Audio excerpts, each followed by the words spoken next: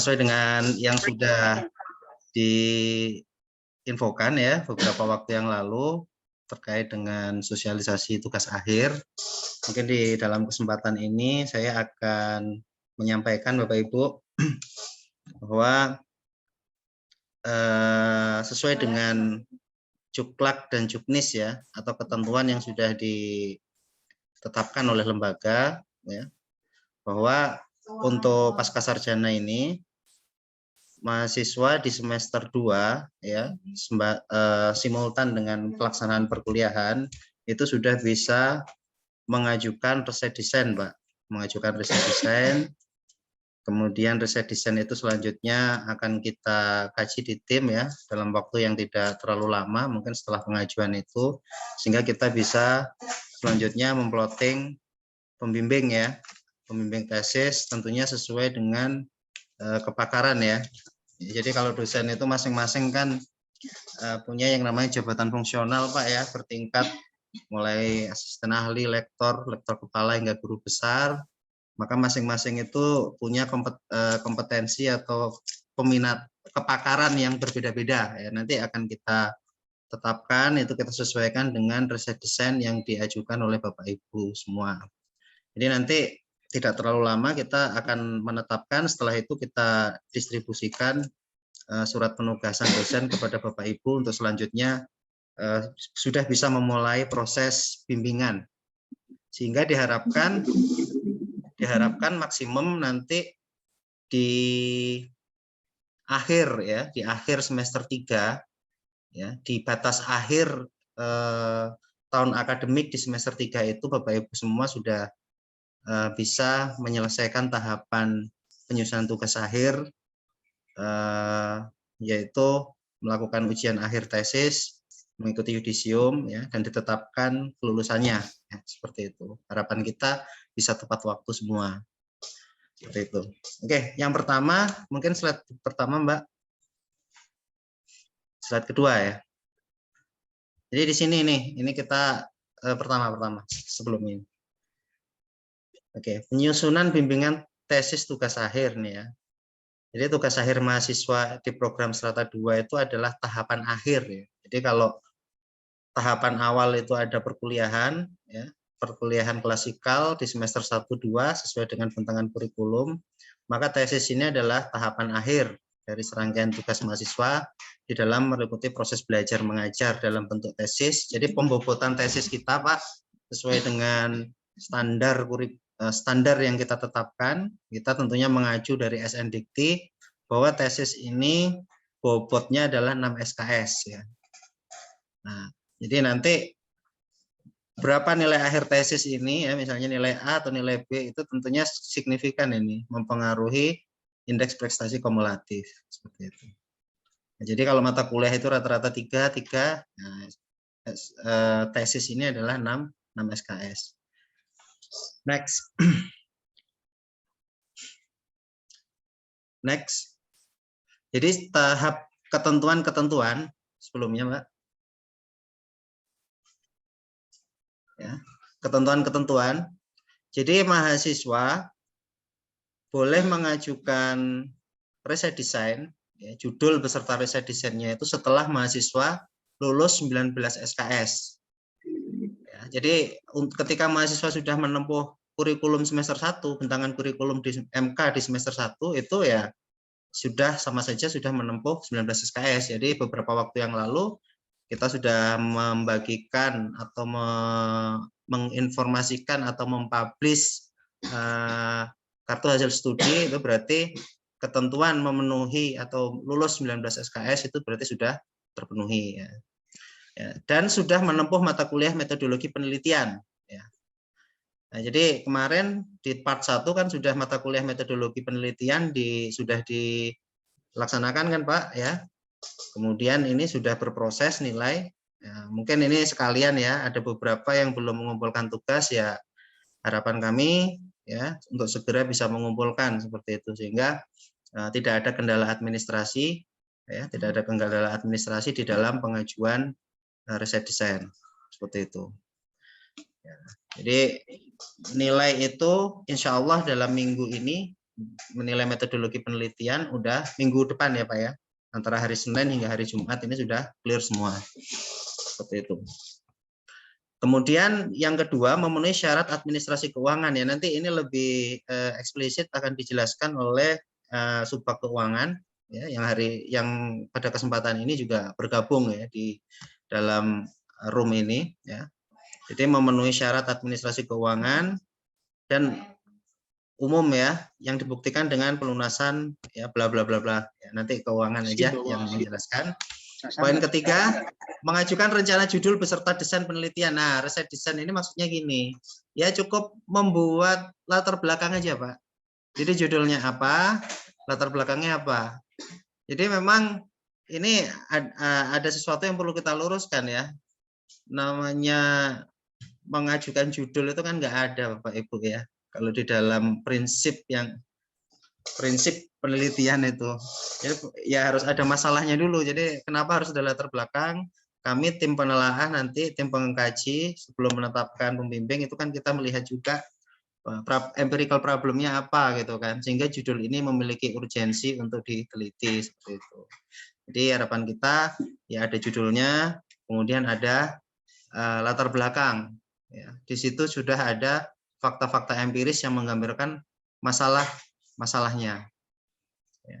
Nah, itu ya, mungkin kemarin di mata kuliah metodologi penelitian sudah dijelaskan, kemudian juga sudah diarahkan untuk sudah diarahkan untuk membuat tugas ya, untuk membuat tugas menyusun latar belakang atau riset desain penelitian. Itu. Yang keempat adalah memiliki buku pedoman penulisan tesis yang dikeluarkan oleh Pascasarjana Setia Banten. Jadi nanti insya Allah hari Senin, Selasa atau Rabu kita akan distribusikan ininya Pak, pedoman yang sudah fix, ya, yang sudah dibahas dengan tim kemarin sudah fix. Kita akan distribusikan PDF-nya dan cetaknya insya Allah menyusul dalam waktu dekat. Ini kemarin sudah dibawa ke percetakan Pak. Ya, jadi ini. Next.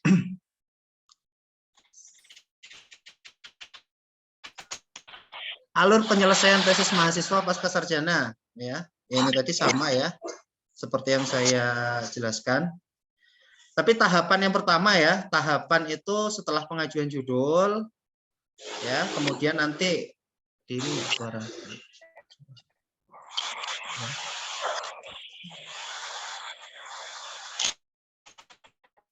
Baik, tadi setelah pengajuan judul ya, pengajuan judul, kemudian katakanlah pembimbing itu sudah diplotting, Bapak Ibu semua sudah menjalankan proses bimbingan, maka ketika proposal bab 1, 2, 3 itu sudah disetujui oleh pembimbing, maka Bapak Ibu bisa mendaftarkan tahapan ujian pertama, yaitu ujian seminar proposal tesis, Pak. Nah, proposal tesis ya, nanti dihadiri oleh penguji ahli, ketua sidang, ya, dan pembimbingnya. Kemudian dari seminar proposal tesis itu nanti akan mendapatkan sebuah justifikasi gitu kan, mahasiswa yang diuji proposalnya ini layak atau tidak layak untuk melanjutkan ke riset lapangan. Nah, kalau dinyatakan layak ya langsung ya riset lapangan. Tapi dengan memperhatikan catatan-catatan perbaikan saat seminar proposal ya. Itu wajib diperbaiki gitu. Dan mendapatkan persetujuan baik dari pembimbing, penguji maupun ketua sidang. Kemudian lanjut riset ya. Riset kemudian menyusun bab hasil bab 4, 5 ya. Kemudian bimbingan ya, proses bimbingan dengan pembimbing sehingga pembimbing itu nanti menyatakan bahwa draft tesis itu ya bab 1, 2, 3, 4 ya 5 itu layak untuk diujikan di dalam ujian kelayakan tesis ya. Ya, ujian kelayakan tesis. Nah, nanti di ujian kelayakan tesis itu akan dihadiri oleh satu ketua sidang ya, melakukan fungsi pengujian, satu penguji ahli ya. Kemudian pembimbing itu sendiri ya. Nah, di situ dinilai apa? Dinilai kelayakan tesisnya, Pak. Jadi kita punya standar,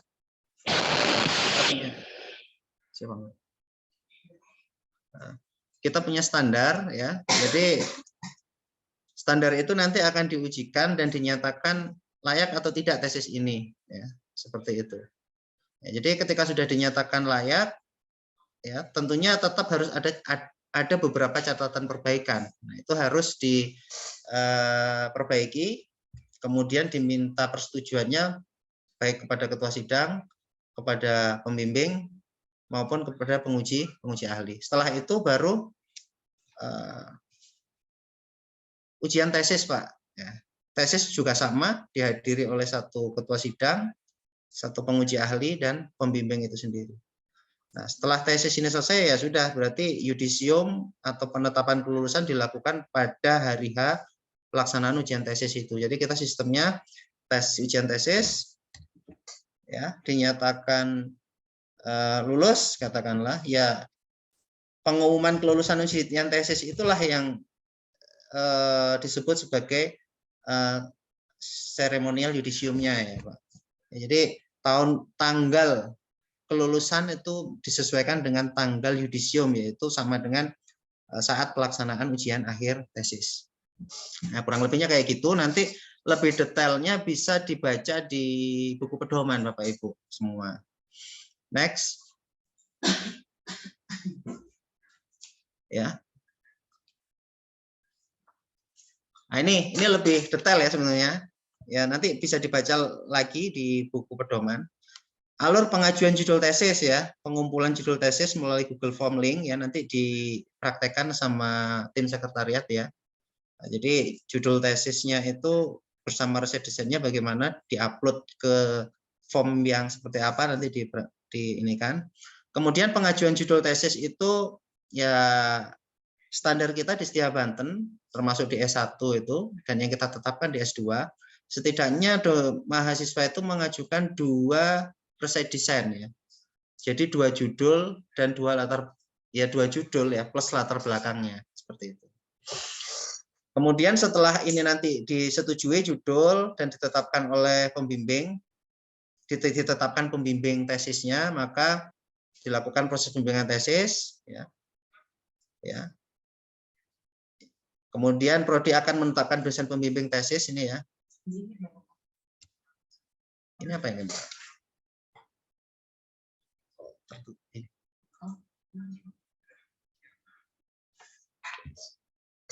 Prodi akan menetapkan dosen pembimbing tesis sesuai dengan bidang penelitian mahasiswa, ya, tadi, ya. Ya, dan seterusnya, tim review akan merekomendasikan judul mahasiswa yang banyak untuk dilanjutkan, layak untuk dijajal. Bagi judul yang tidak di-ACC oleh tim review, maka akan diinformasikan oleh prodi dengan mengajukan kembali satu judul ya beserta latar belakangnya. Seperti itu. Oke, ini tadi ada yang terlewat, poin ketiga. Biar harapan kita sih ya, angkatan ini tuh bisa selesai bareng-bareng gitu ya. Memang kalau di perguruan tinggi lain memang kita pernah tahu kenapa sih kok antara mahasiswa satu, mahasiswa yang lain itu tidak bersamaan lulusnya gitu kan. Karena tidak di treatment gitu kan. Nah, tidak di treatment atau tidak di create sebuah pola supaya semua itu bisa punya progres yang bareng-bareng gitu loh, berprogres secara positif, secara bersama-sama gitu.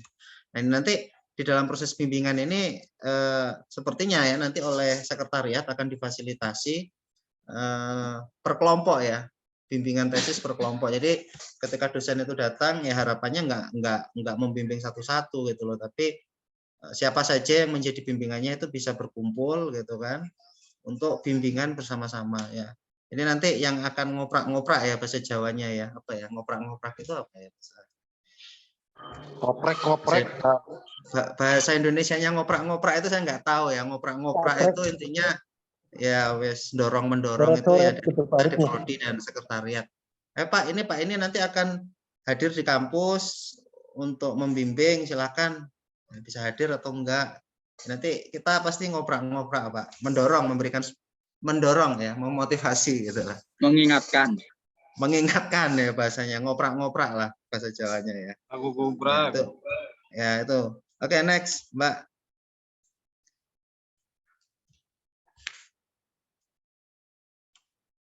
Nah, ini prosedur pengajuan seminar proposal tesis ya. Nanti sebenarnya udah saya jelaskan, tapi ini mungkin lebih detail lagi. Jadi setelah dosennya ini udah ACC ini ya, dosennya udah ACC, oke proposalmu ini silakan didaftarkan Sempro gitu kan.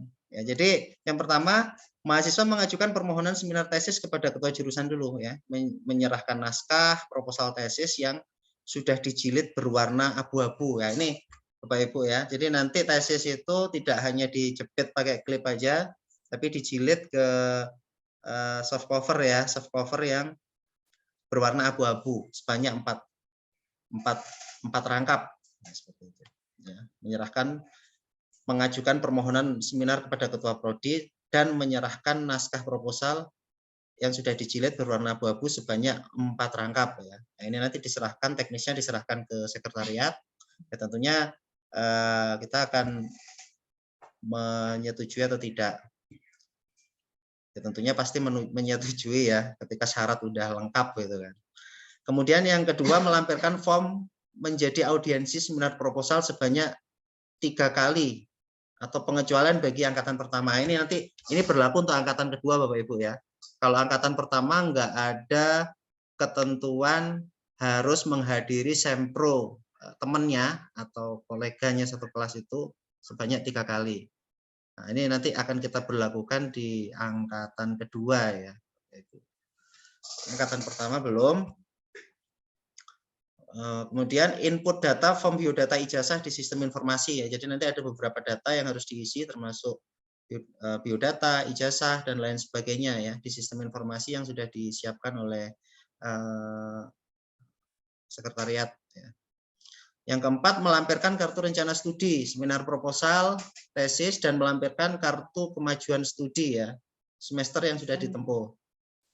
Next, yang kelima lunas biaya pendidikan perkuliahan berjalan. Jadi ini nanti yang akan menjelaskan keuangan ini. Ini berapa yang dimaksud lunas biaya pendidikan perkuliahan berjalan itu ketentuannya seperti apa seperti itu. Kemudian ada biaya seminar proposal ya, seminar proposal tesis ya. Jadi lunas melunasi biaya sempro. Dan yang terakhir adalah mengirimkan file presentasi ke sekretariat Pascasarjana. Next.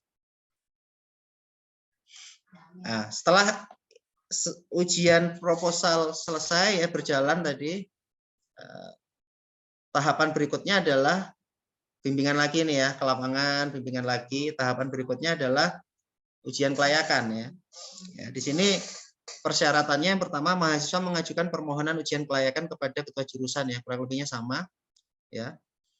Kemudian tentunya ini juga ya, apa Bapak Ibu menyerahkan 4 bendel ya, menyerahkan 4 bendel atau 4 rangkap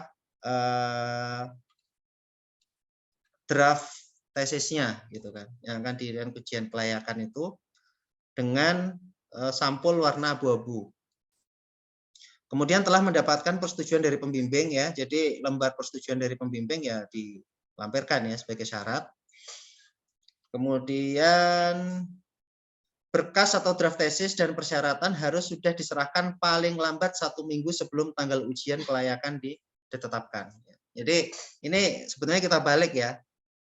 Kalau ketentuannya antara kelengkapan berkas dengan pelaksanaan itu seminggu, ya berarti hitungannya ketika berkas itu dinyatakan sudah memenuhi, ya setidaknya seminggu berikutnya ya baru bisa dijadwalkan sidang, ya. Seperti itu. Atau dijadwalkan ujian kelayakan. Telah memenuhi semua mata kuliah yang diwajibkan dengan ya, jadi bentangan mata kuliah semester 1, mata kuliah semester 2 itu sudah ditempuh dan lulus ya. Nah, jadi di sini ditentukan bahwa telah memenuhi semua mata kuliah yang diwajibkan dengan nilai IPK sekurang-kurangnya 2,5 dengan nilai minimum C yang dibuktikan dengan transkrip nilai akademik. Ya, saya rasa kalau kita mengikuti proses mah nggak ada lah ya yang dapat nilai C ya. Nggak ada, saya insya Allah ya, saya yakin saya nggak ada, paling jelek B lah. Terus yang poin kelima, melampirkan KRS atau kartu rencana studi tesis. Next. Nah, ini prosedur pengajuan ujian akhir tesis ya. Ini proses ujian akhir tesis. Mahasiswa mengajukan permohonan ujian akhir tesis kepada ketua jurusan. Ya. Nah, ini ada yang belum dicantumkan ini. Dan tentunya menyerahkan juga 4 bundle draft tesis yang sudah dijilid dengan soft cover ya. Soft covernya berwarna hitam, ya, beda nih. Jadi kalau proposal itu masih abu-abu, ujian kelayakan itu abu-abu, tapi kalau di ujian akhir tesis itu warnanya sudah hitam. Jadi filosofinya itu sesuatu yang belum mateng itu kan ya abu-abu dulu, abu-abu ya, terus sehingga menjadi warna hitam. Kurang lebihnya kayak gitu sih ya filosofinya ya.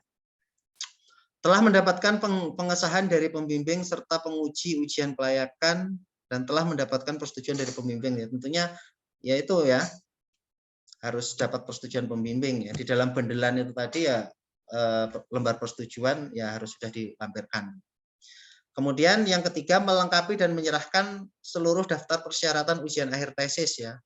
Jadi nanti akan akan diinfokan secara teknisnya apa saja yang perlu dilampirkan gitu kan. Ya, termasuk di dalamnya adalah surat keterangan bebas plagiasi. Ya. Jadi nanti draft tesis Bapak Ibu itu tadi ya, sebelum diserahkan ke prodi, ya 4 bundel, itu perlu soft filenya dikirimkan ke perpustakaan nanti. Ya. Jadi perpustakaan itu akan mengecek dengan software plagiasi checker ya. Jadi kita ada Turnitin ya, kita ada Turnitin sehingga ketika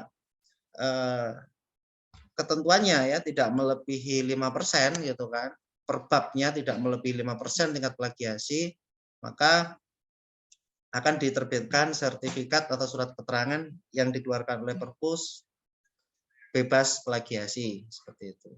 Nah, apabila masih tingkat plagiasinya tinggi ya berarti harus melakukan revisi-revisi ya. Ya, revisi sehingga plagiasi tidak melebihi threshold 5%. Dan yang terakhir LOA ya. Jadi ini bukan kita pasca sarjana mengada-ada persyaratan ini karena ini sudah menjadi SNDikti untuk tingkat sarjana, magister maupun program doktor. Mahasiswa itu wajib hukumnya mempublikasikan karya tugas akhirnya ya. Jadi LOA, jadi gini, jadi Bapak Ibu diwajibkan mempublikasikan karyanya ya. Jadi mempublikasikan karya itu di sini maksudnya adalah mempublikasikan, mensubmit ya, membuat draft jurnal, draft artikel dan mensubmit pada publisher jurnal nasional ya, yang ber-ISSN tentunya, atau Bapak Ibu bisa mengikuti konferensi nasional ya, conference ya. Jadi proceeding, conference itu kan luarannya adalah proceeding ya. Jadi bisa di submit atau dipublikasikan di jurnal internasional, di jurnal nasional ISSN, atau Bapak Ibu bisa mengikuti proceeding ya, konferensi ya. Call of paper itu kan ya, nada kalau sering kita lihat. Nah, jadi syaratnya salah satunya melampirkan letter of accepted ya. Jadi surat penerimaan. Jadi artikel misalnya atas nama Amir gitu kan. Judulnya tentang ini itu sudah diterima dan akan diterbitkan di volume sekian nomor sekian. Jadi walaupun belum publish tapi Bapak Ibu sudah memiliki surat penerimaan ya yang ditetapkan oleh editor in chief publisher tersebut bahwa artikel Bapak atau Ibu sudah diterima dan akan dipublikasikan pada edisi ke beberapa seperti itu. Nah, nanti ini gampang aja sih di kita internal ada ya di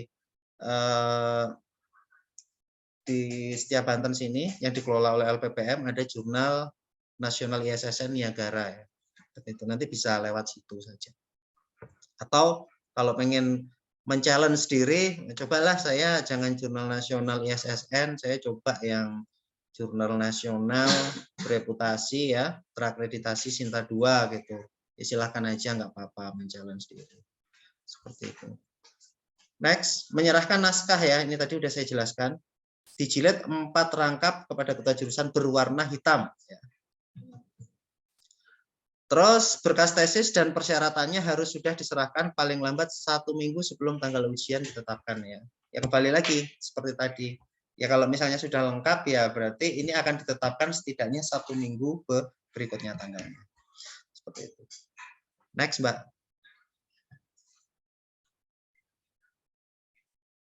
Oke, mungkin itu saja. Terima kasih. Selanjutnya bisa dipaparkan tentang coaching klinik, Mbak. Rancangan coaching klinik kemarin. Sebentar Pak, ini ada satu lagi yang mau saya sampaikan.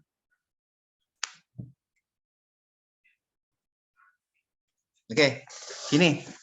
Jadi kita ini tidak hanya menyuruh mahasiswa menyusun gitu kan dengan prosedur seperti tadi. Ya. Tidak hanya itu, ya. Tidak hanya menyuruh mahasiswa mengajukan judul, kemudian menjalani alur atau proses seperti tadi aja, terus kemudian kita lepas atau kita biarkan.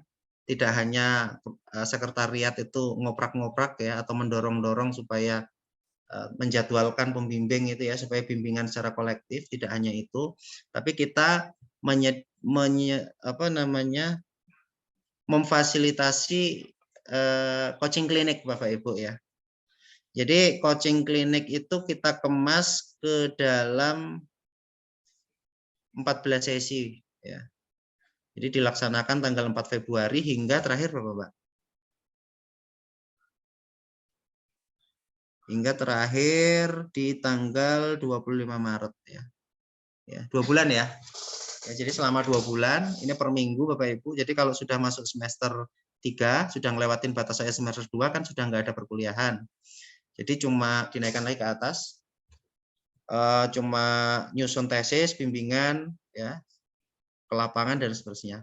Tapi kita memberikan backup kepada Bapak Ibu supaya ya backup ini supaya apa ya membackup kerja pembimbing ya. Mungkin dengan pembimbing ada keterbatasan ya. Bapak Ibu pengen mendalami lagi gitu, kita menyiapkan coaching klinik ya. Jadi coaching klinik ini materi-materi yang sudah kita tetapkan itu sudah sesuai dengan pedoman Bapak Ibu. Contohnya misalnya di sini ada terkait dengan bab 1 ya. Ya, aspek-aspek pendahuluan penelitian meliputi bagaimana memetakan academic problem, yang B mengidentifikasi academic problem, merumuskan pertanyaan penelitian, tujuan, manfaat. Nah, ini kan kadang-kadang kita bingung ya. Misalnya pembimbing ngasih masukan harus gini, harus gini, harus gini. Nah, ini kita sediakan sarananya. Ya, sarananya coaching klinik. Jadi coaching klinik itu bukan ngikutin kuliah ya. Sistemnya bukan kuliah. Jadi kita terjunkan dosen-dosen terbaik kita ya. Ya, dosen-dosen terbaik kita yang saat ini sedang kuliah S3 ya. Ya, intinya dalam perhitungan kita di sini dosen-dosen terbaik kita yang mumpuni pada bidang ini untuk memberikan coaching. Jadi coaching itu nanti misalnya pertemuan tanggal 4 Februari 2023 hari Sabtu misalnya. Ya, waktu itu akan lebih banyak memberikan solusi ke masing-masing gitu ya. Jadi misalnya dalam waktu 15 menit Pak Nata yang ngisi ya. Pak Nata hanya menjelaskan prinsip dasar memetakan akademik problem itu seperti ini, contohnya seperti ini, mengidentifikasi masalah itu seperti ini, merumuskan pertanyaan penelitian seperti ini ya. Kemudian langsung kayak klinik gitu, misalnya, oh Pak Rozikin permasalahannya apa Pak? Itu langsung diskusikan. Nah nanti habis itu solusinya apa gitu. Nah solusinya akan diberikan. Kira-kira gini Pak, data seperti ini dan seterusnya. Lebih banyak apa ya? Ya klinik layanan ya, klinik layanan. Bukan jangan dianggap ini seperti ngajar di kelas bukan. Ya. Ya, nanti ganti lagi ke sebelahnya siapa Pak siapa misalnya Pak Endang gitu. Nah ini saya masih bingung tentang ini Pak. Dalam konteks masalah saya itu gini, harusnya gimana? Nah, nanti diberikan solusi ya, ya, memberikan solusi yang langsung praktis itu. Dan seterusnya Pak, ada itu berlanjut ke minggu-minggu berikutnya Pak ya. Kemudian pada aspek bab 2 ya, literatur atau tinjauan pustaka. Nah, kalau bab 1 itu kuanti dan kuali sama Bapak Ibu ya. Ya, prinsip dari penyusunan bab 1 atau aspek-aspek yang harus dielaborasi di bab 1 kuanti kuali sama. Tapi mulai bab 2 itu kita sudah berbeda Pak. Prinsip kuanti dengan kuali itu sudah berbeda. Jadi nanti mungkin kuanti di jam 9 hingga jam 12, kualitatif di jam 13 hingga jam 16. Ya, jadi di sini nanti misalnya bagaimana cara memetakan riset terdahulu? Prinsip dasarnya apa sih penelitian terdahulu itu perlu dipetakan? Nah, itu akan dijelaskan dengan singkat ya. Dengan smart solution gitu, dengan orang itu kira-kira gampang gitu loh memahaminya. Ya. Kemudian ada software Pak, software FOSView dulu mungkin pernah diajarkan sama Pak Margo ya, Pak Ago ya.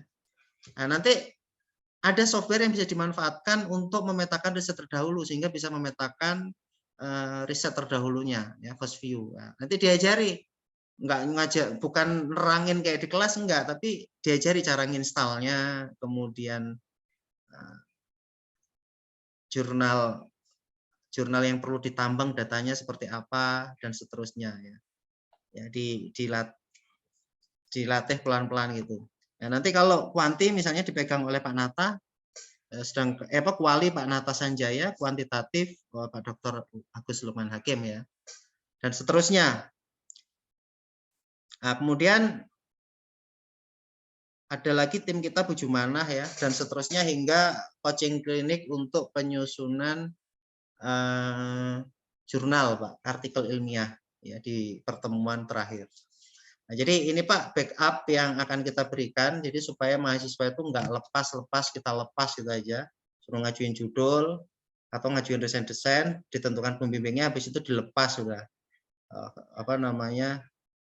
pelamperangan sendirian gitu enggak, tapi kita tetap memberikan backup, kita rawat, kita ini supaya harapan kita dengan seperti ini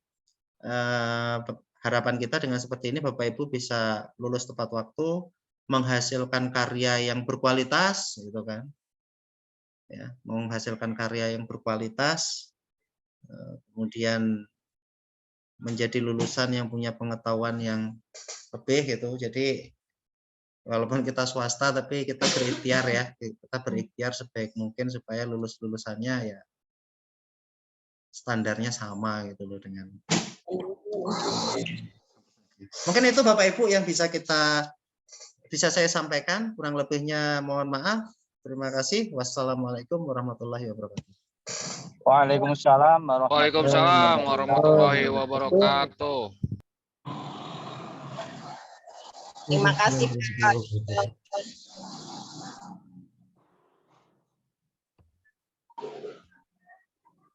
Action. 2 file tadi nanti di-share nggak ke kita, Pak? Di-share ya, Pak Arif, di-share. Baik, Bapak Ibu, punten ada satu yang kelewat. Jadi mulai hari Senin besok sudah bisa mengajukan riset desainnya. Hingga 2 minggu ke depan, Pak. Jadi setelah 2 minggu ke depan nanti udah menetapkan, memberikan surat tugas pembimbing. Kerjakan. Nah, dan segera dikerjakan aja. Siap. Ya, jadi 2 minggu ke depan. Jadi mulai Senin ya. Mulai Senin sampai 2 minggu ke depan itu adalah proses mengajukan riset desain, dan maksimal 2 minggu itu sudah ditetapkan pembimbingnya masing-masing. Hadapi. Itu 2 judul ya, Dok? Nah, Pak? 2 judul yang tadi. 2 Pak. Oh, 2 judul. 2 bab 1 maksudnya, ya. 2 bab 1. 2 judul maksudnya. 2 judul. Pak Arif. Ada pertanyaan mungkin terkait dengan ini Bapak Ibu, terkait dengan judulnya yang seperti apa atau yang seperti apa gitu? Ada. Pak Arif. Ya. Ya, monggo Pak. Ini terkait judul. Hah? ada kualitatif dan kuantitatif. Sebenarnya tesis ini lebih gampang yang mana ya Pak ya? Yang kualitatif atau yang kuantitatif? Itu saja mungkin. Sama aja Pak, sama aja. Sama aja. Cuma ini clue-nya gini, Biar cepat selesai. sama aja. Oh, Clue-nya iya. gini sih, ilmu administrasi ini harapan saya ya Bapak Ibu semua, ini kita jangan menyamakan dengan ilmu manajemen ya. Contoh misalnya nih saya contohkan. Ada yang ngambil judul pengaruh atribut produk terhadap bauran pemasaran produk kosmetik apa gitu. Nah, itu manajemen Bapak Ibu. Ya, itu managing. Pengelolaan.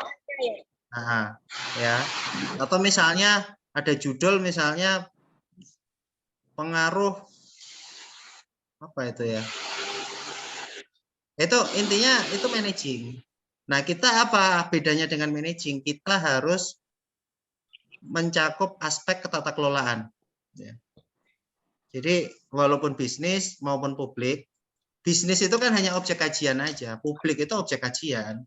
Tapi kalau kita kan ilmu administrasi, jadi harus mencakup aspek kebijakan. Ya. Aspek kebijakan. Ya. Jadi ada kebijakan, ada ketatakelolaan. Ya. Itulah yang kita kaji gitu. Nah, tinggal objek kajiannya terserah, misalnya kita mau masuk ke public private partnership gitu. Ya, kita ngambil angle-nya dari angle sektor privatnya, bukan angle state atau pemerintahnya misalnya. Nah, kayak gitu. Misalnya tentang retail gitu kan. Ya, kita berbicara dari aspek kebijakan, tapi objek kajiannya adalah pelaku bisnis itu. Tapi itu ya, itu bedanya administrasi dengan manajemen. Ya. Kedangan kita ilmu administrasi. Ya, jadi jangan sampai kita nyampur dengan ilmu manajemen. Beda. Kita ini melahirkan administratur, bukan managing gitu. Itu Bapak Ibu kurang lebihnya terkait judulnya. Seperti pembahasan program-program pemerintah atau pembahasan program-program dari kementerian itu kan bisa ya Pak. Seperti organisasi penggerak, kalau Pak Projikin sekolah penggerak begitu, termasuk ranah administrasi ya. Yes, pokoknya apa gini, prodi kita administrasi bisnis. Bisnis ini adalah objek kajian. Administrasi ini menjadi core ilmu kita. Ya, apapun itu yang jelas konsepnya administrasi, tapi objek kajiannya ya harus sesuai bisnis gitu kan. Gitu. Ya kalau misalnya sekolah gitu kan. Sekolah jangan terlalu mengambil angle-nya kepada sekolah sebagai organisasi negara gitu, tapi apa angle misalnya kalau sekarang kan ada yang pernah kita jelaskan adalah sekolah itu kan dia tidak berdiri sendiri, ada lingkungan eksternal, lingkungan internal ya. Dan seperti apa ya, jadi coba diambil angle sesuai dengan objek kajian bisnis.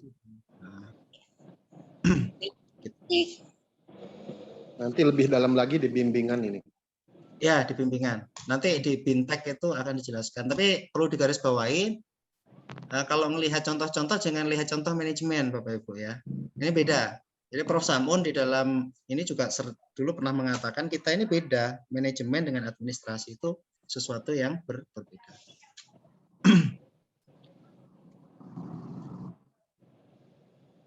Ya, itu Bapak Ibu.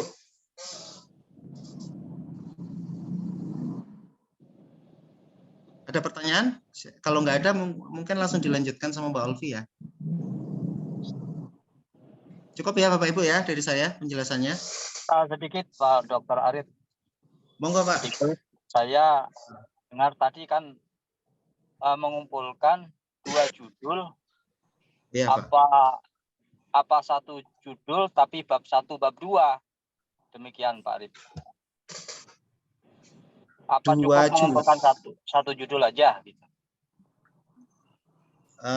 Gini Pak.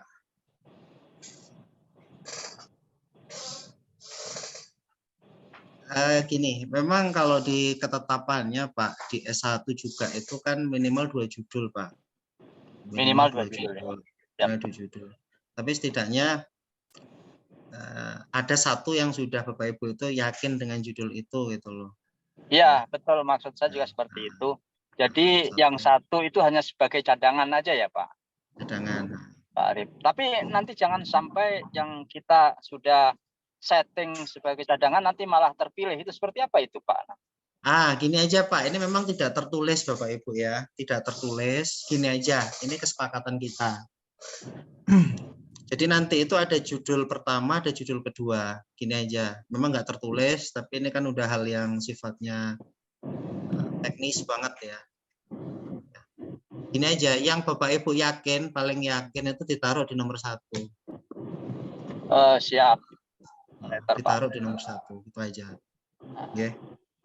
Terima kasih. Siap. Ya. 2 judul itu Diupload di nomor 1. Pak Arif, gimana Pak? Ya. 2 judul itu kualitatif dan kuantitatif ya?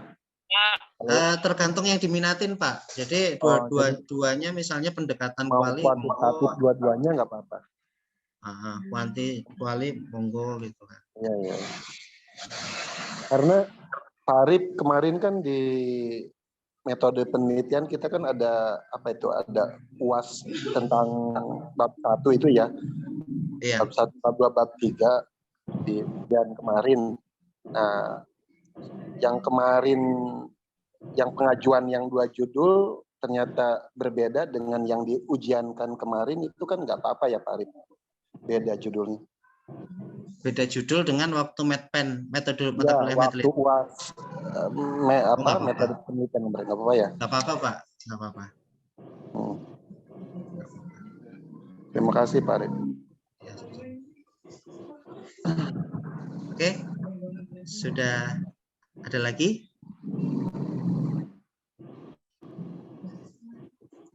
Cukup mungkin Pak. Cukup ya, Pak Ibu. Ya, itu Pak. Mungkin dari saya cukup sekian. Selanjutnya saya kembalikan ke Mbak Olvi ya, selaku MC.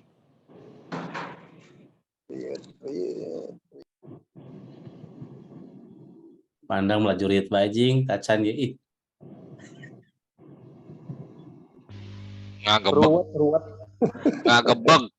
Ruwet.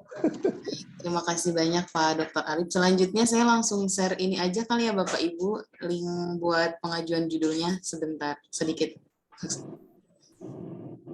Ya. Dek pandang ya. Banyak juga TLP, nggak apa-apa TLP. Siap.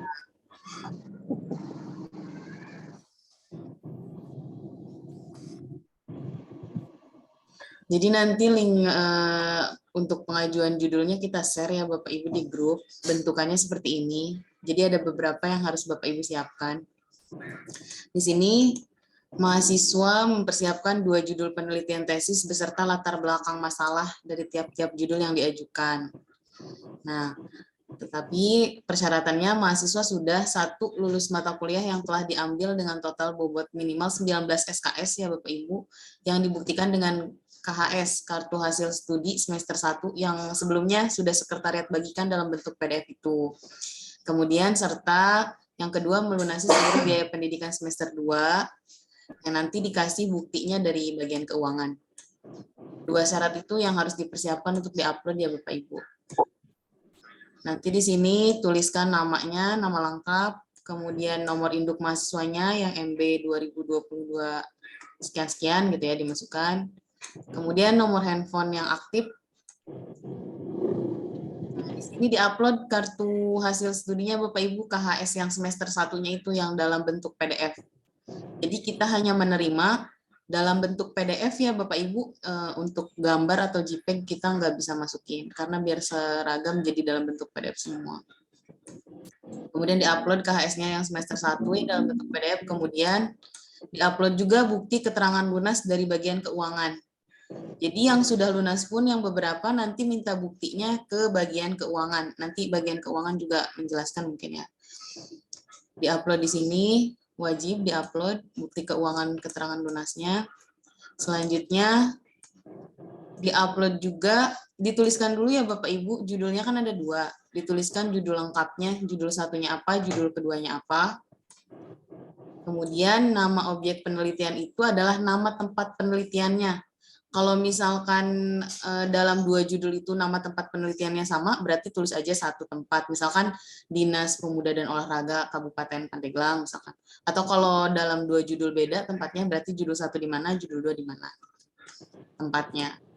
Nah, untuk alamat objek penelitiannya itu alamat tempat penelitiannya, berarti Dinas Pariwisata alamatnya di mana. Kemudian terakhir upload berkas latar belakang masalah penelitian. Karena 2 judul kan berarti ada 2 latar belakang ya Bapak Ibu. Nah, diuploadnya dalam satu bentuk PDF, satu file. Jadi enggak satu-satu. Kita cuma bisa menerima uploadan satu file ya Bapak Ibu. Jadi 2 latar belakang tersebut disatukan dalam satu file, diunggah. Paling itu aja, sesimpel itu. Kalau misalkan nanti ada kendala dalam pengajuannya, dalam bentuk G-form-nya, itu bisa dikomunikasikan dengan sekretariat. Kemudian selain pengajuan dalam bentuk G-form ya Bapak Ibu, secara online ini mungkin kan bagi Ibu Dewi yang jauh-jauh atau bagi yang dekat bisa langsung mengajukan ke kampus Bapak Ibu secara offline. Jadi nanti ada form pengajuannya Bapak Ibu nulis langsung, kemudian nanti tinggal bawa aja yang sudah dicetak KHS sama bukti lunasnya, bentuk fotokopinya. Jadi bisa langsung mengajukan secara langsung di kampus. Kalau memang kesulitan mengunggah di sini. Paling itu aja dari saya. Kalau ada yang kurang jelas bisa ditanyakan. Terima kasih. Baik. Izin, Bu Alfi, boleh bertanya? Mbak Lastri belum memberitahu tanda kelunasan itu. Mohon diinfokan juga di. Ya, baik Ibu. Jadi kemarin Mbak Lastri dari bagian keuangan sebagai perwakilan dari bagian keuangan sudah memberitahukan bahwa beberapa mahasiswa sudah lunas memang tapi belum diberikan bukti kelunasan. Nah, itu sedang disiapkan oleh bagian keuangan. Gitu. Nanti jadi yang merasa sudah lunas tenang aja, nanti langsung dikirimkan kalau sudah selesai oleh bagian keuangan. Begitu. Ada lagi Bapak Ibu? Izin, boleh nanya? Ya, Lunas pembayaran sampai semester 2 atau sampai terakhir? Nah, nanti untuk secara lengkap detail pembayaran itu akan disampaikan selanjutnya oleh dari bagian keuangan ya Bapak Ibu. Mungkin lanjut aja karena pertanyaannya mungkin keterkaitan keuangan. Saya persilahkan kepada Mbak Sulastri SAP untuk menyampaikan keterkaitan dengan keuangan, khususnya bagian tugas akhir. Silakan Mbak. Oke, terima kasih Mbak Alfi. Sama. Suaranya kecil. Oh iya, emang suaranya kecil, anaknya juga kecil. Suaranya kecil tapi powernya luar biasa. Oke, Yang. Assalamualaikum warahmatullahi wabarakatuh. Waalaikumsalam warahmatullahi wabarakatuh. Ini baru pertama kali Zoom. Ya, Bapak Ibu, izin menyampaikan untuk bayaran tadi ada pertanyaan lunas sampai semester akhir Tadi ada tamu, makan lunas Zoom. Semester 3-nya, tapi kalau misalkan Bapak Ibu ada rezeki lunas sampai semester 3 nggak apa-apa, bagus, Lastri, jadi nggak usah nagih lagi gitu kan.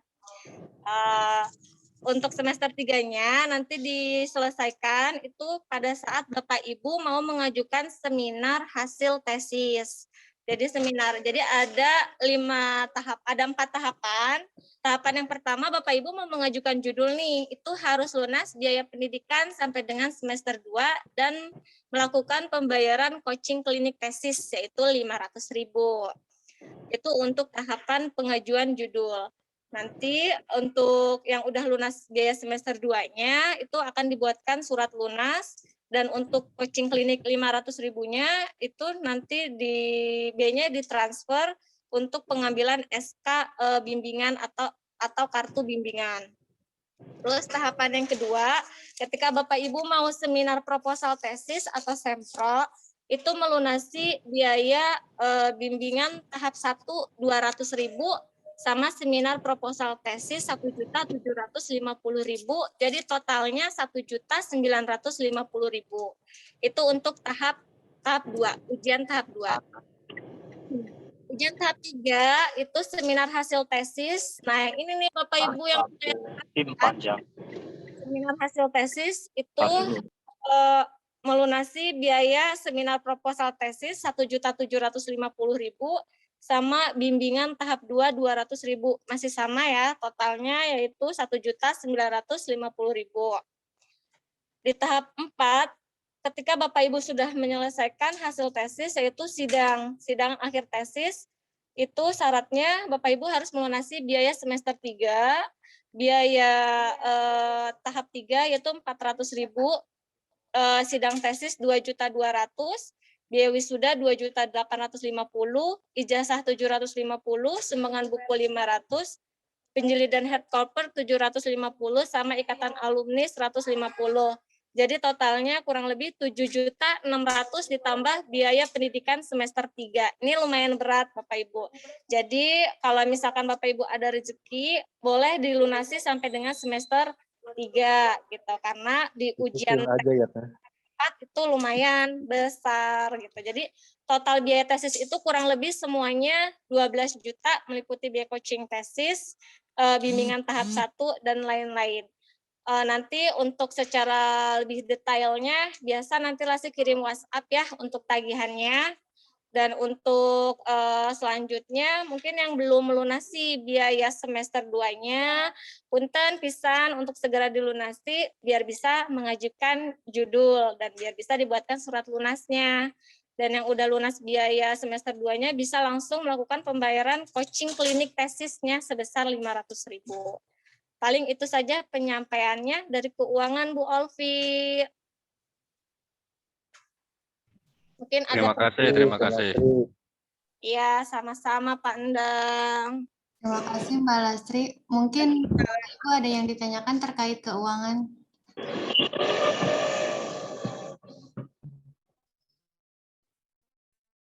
Sudah jelas Bu Olvi. Mungkin nanti lebih lagi kan di-share sama Mbak Julastri. Masalah keuangan mah sudah jelas, tinggal mikirin gimana cara bayarnya aja. Baik Bapak Ibu, mulai Senin mungkin langsung ini aja ya, langsung action. Siap, Dok. Siap. Lunasin dulu Pak Nana. Pak Nana tinggal biaya coaching aja udah lunas sampai semester berapa ya? Semester 3. Wih, hebat. Bos Keren, pokok. Pak Nana.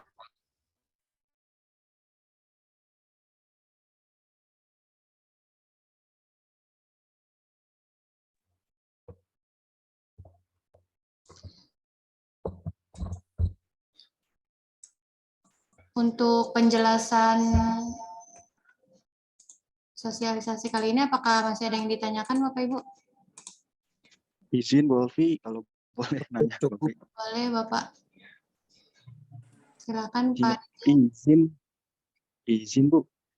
Berarti untuk semester 3 ini udah ada atau masih ada nggak Bu mata kuliah yang harus ditempuh atau kita murni tesis aja nih Bu, jadinya fokus di semester 3 Bu. Mohon izin. Mungkin saya jawab aja. Semester 3 ini udah nggak ada mata kuliah yang harus ditempuh, Pak. Jadi udah fokus mengerjakan tesis, Pak. Jadi akhir semester 3 itu bulan apa, Mbak, di kalender itu? September ya? Nah, bulan September itu harapan kita udah semua pada bermunculan yang sidang, Pak. Sidang ujian tugas, sidang tesis.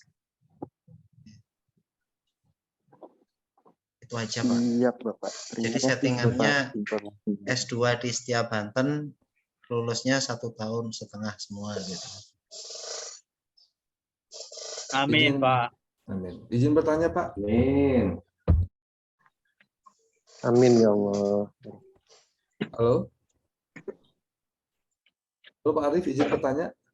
Boleh Bapak? Iya, jadi untuk masalah pengajuan judul, keuangan dan lain sebagainya, itu kita bisa langsung ya datang ke kampus ya untuk biasanya kan kalau misalnya berkomunikasi langsung ada pencerahan-pencerahan gitu yang sehingga bisa secara kayaknya judul ini nih berdasarkan input-input langsung dari Pak dosen misalnya. Itu bisa dilakukan seperti itu Pak ya. Artinya kampus itu untuk 2 minggu ke depan full ada terus kegiatannya kan Pak ya.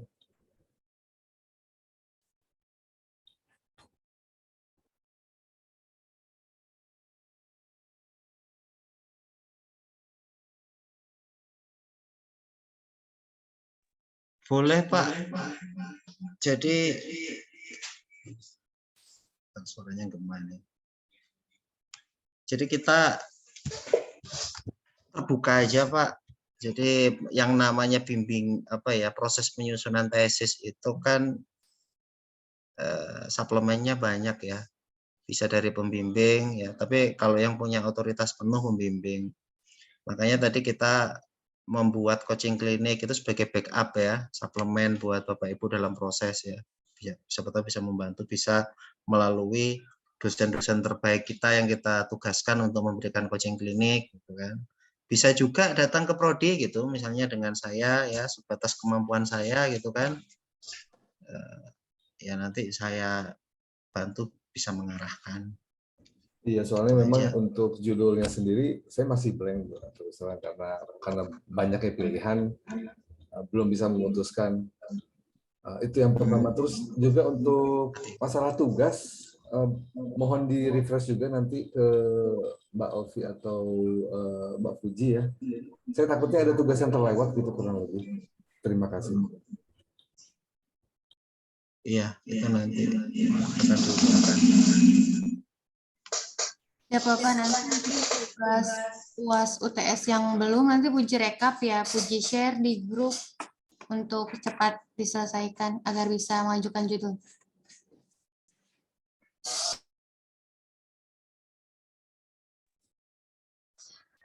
Ada lagi Bapak Ibu yang belum jelas atau yang ingin ditanyakan?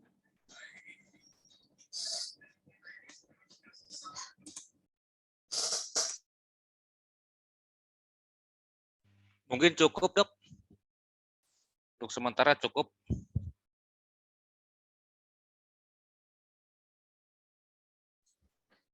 Baik, Bapak Ibu, terima kasih banyak waktunya.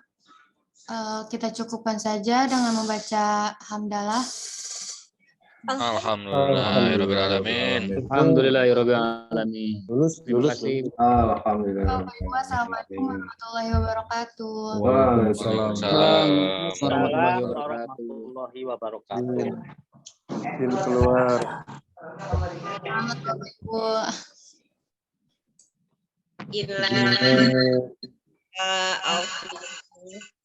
Oke, izin live Bapak Ibu. Siap, Dok.